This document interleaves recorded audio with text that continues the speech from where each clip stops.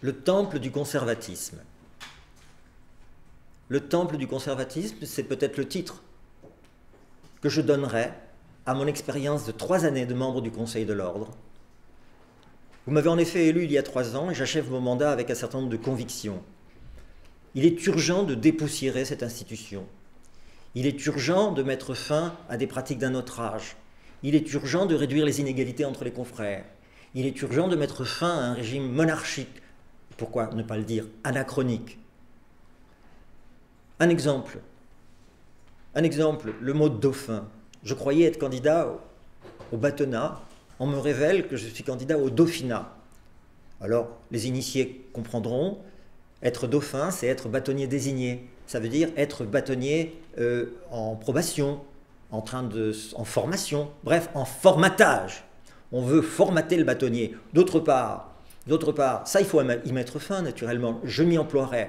D'autre part, autre facteur de conservatisme, je disais temple du conservatisme, je maintiens, renouvellement par tiers tous les 3 ans. Même au Sénat, renouvellement des membres du Conseil de l'Ordre par tiers tous les 3 ans. Même le Sénat français y a renoncé. Décalage de durée du mandat du bâtonnier, 2 ans, par rapport au mandat des membres du Conseil, 3 ans. On comprend tout de suite que tout est fait pour que rien ne change et tout le monde s'en accommode.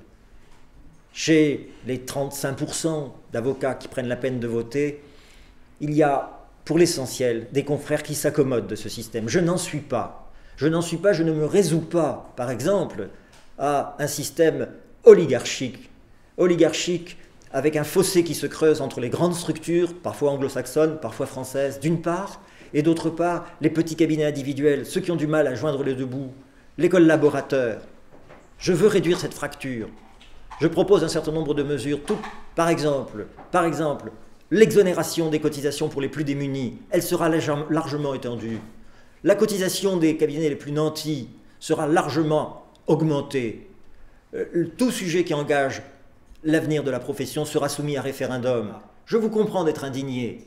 Eh bien, je voudrais vous dire, si j'avais à terminer, que j'aurais à cœur d'avoir la même considération pour les sans grades comme pour les célébrités, pour les anonymes comme pour les stars. Il n'y aura pas 2 poids, 2 mesures. L'impartialité m'animera également.